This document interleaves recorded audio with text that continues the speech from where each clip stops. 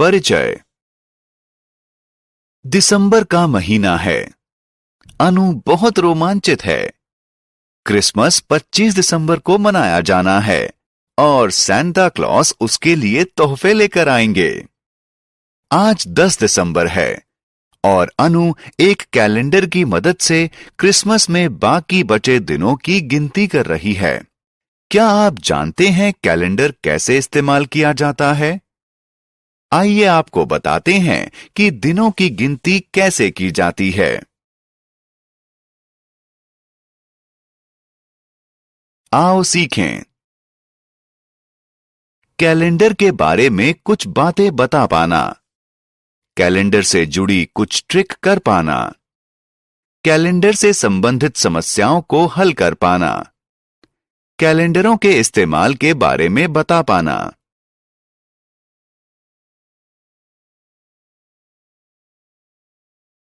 Calendar क्या होता है? इस कैलेंडर को देखिए। आपको सभी दिन एक खास ढंग से लिखे नजर आएंगे। एक कैलेंडर दिनों को सप्ताहों में, सप्ताहों को महीनों में और महीनों को एक वर्ष के समूह में बनाकर रखता है। हर दिन अलग होता है।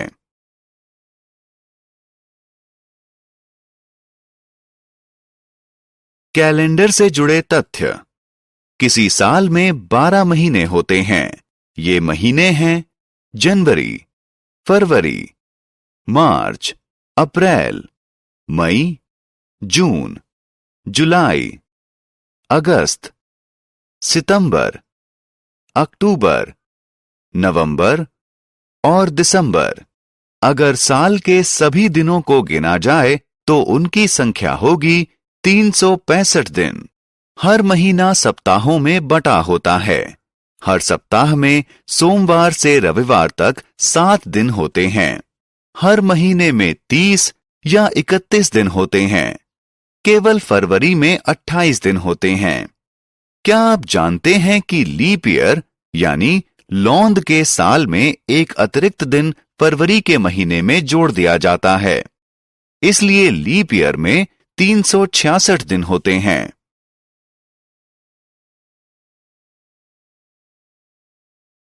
घटनाओं को क्रम में लगाना।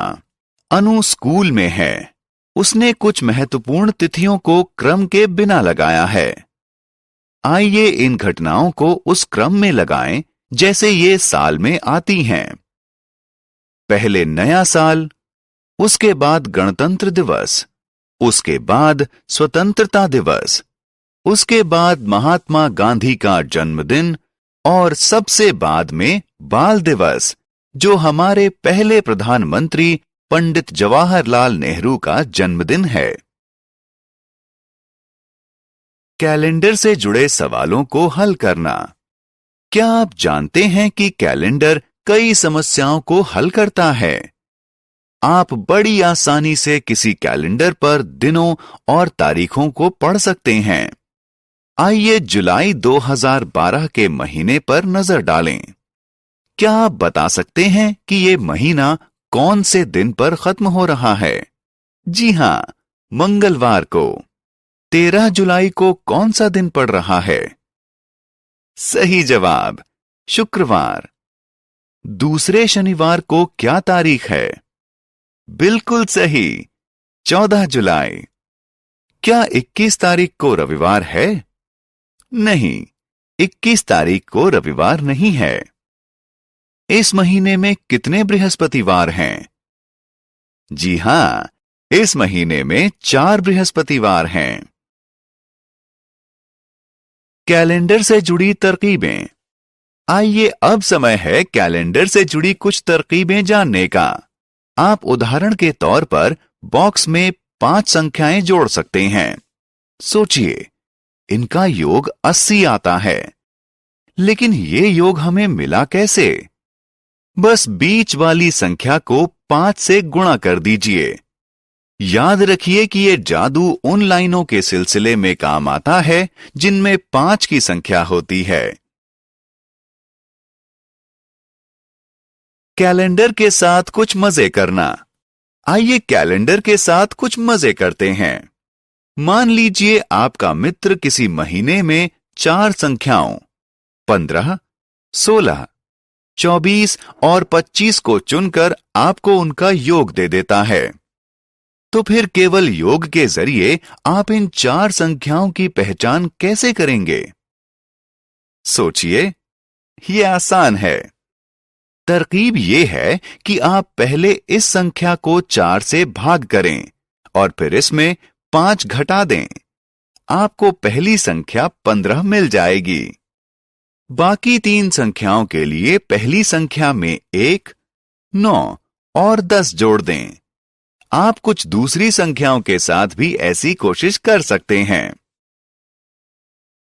कैलेंडर के इस्तेमाल। क्या आप कैलेंडरों के प्रयोगों के बारे में बता सकते हैं?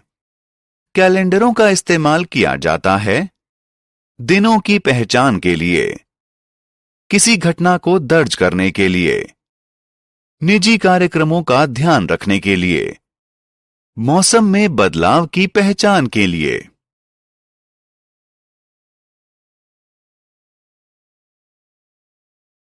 हमने क्या चर्चा की?